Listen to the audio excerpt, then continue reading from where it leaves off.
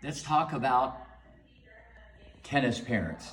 Everybody tells me I should write a book just on all my experience. You know, I've been fortunate to coach some of the best players in the world when they're young, you know, put this whole thing together. You've heard me say many times, you know, coaching is, you know, taking something, molding it, you know, putting it in the oven, baking it, then put the icing on it, you know, and that's kind of what you see when they get out there on the pro tour. So what I'm trying to say is, as a tennis parent, it's a very slippery slope, and you got to be very careful. The best of the best were as much psychologists, okay, and motivators, not just supporters or being tough on their kids all the time. You got to know the temperature and the makeup of your kid. Some kids are going to be more sensitive. Some kids can take a punch. How you're going to treat a girl is going to be a lot different maybe than a boy. And how you treat your older one might be different than your younger one. And I'm all for making them rough and tough and being competitive. And I think that's critical, because that is the wild card.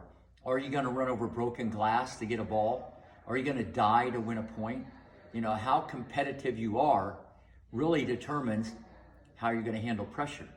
So you can't be there yelling and screaming at the kid for doing something and, you know, beating them up mentally, and then you get in the car and you go to the mall and you buy them a Gucci bag. You know, that just doesn't work. You know, you got to be able to balance this thing out. So what I'm trying to say is, being a tennis parent, you're there to support. In my opinion, as much as possible, you should watch them play or even watch them take lessons. I think it holds the coach or the teacher more accountable when the parents are there. I think just to drop them off and leave, I don't think that's healthy. I think because it's so competitive on a global stage, the parent has to be involved, okay? You should leave the coaching up to the coach. That's why you're hiring him or paying them. But to be supportive and instill positivity and motivation, you can do it. Nothing's impossible.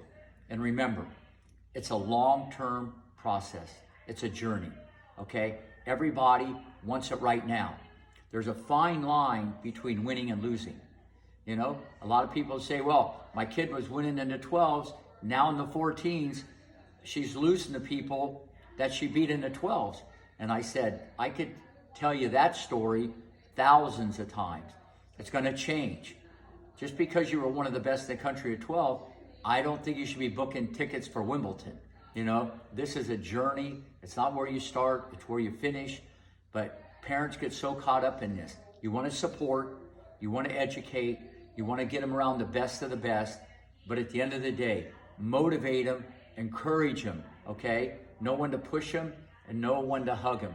And I've been fortunate to be around both sides, okay? I tell everybody, Richard Williams was amazing. On the outside, people didn't know him. But on the inside, tremendous father, okay? He was tough on his kids. He demanded a lot, but he always remembered they were kids, okay? He could relate to that. And I saw that early on, and that's why I respected the guy so much, and that's why we got along so well, because he was a world-class father. So at the end of the day, okay, support them, motivate them as much as you can. They're going to lose, and remember, a lot of times they're going to learn a lot more from failing than succeeding. Don't get caught up in the ranking. Don't get caught up in seeds, the UTR. The main thing is they're working hard. They're doing their best. They're being a great competitor. They have a great attitude.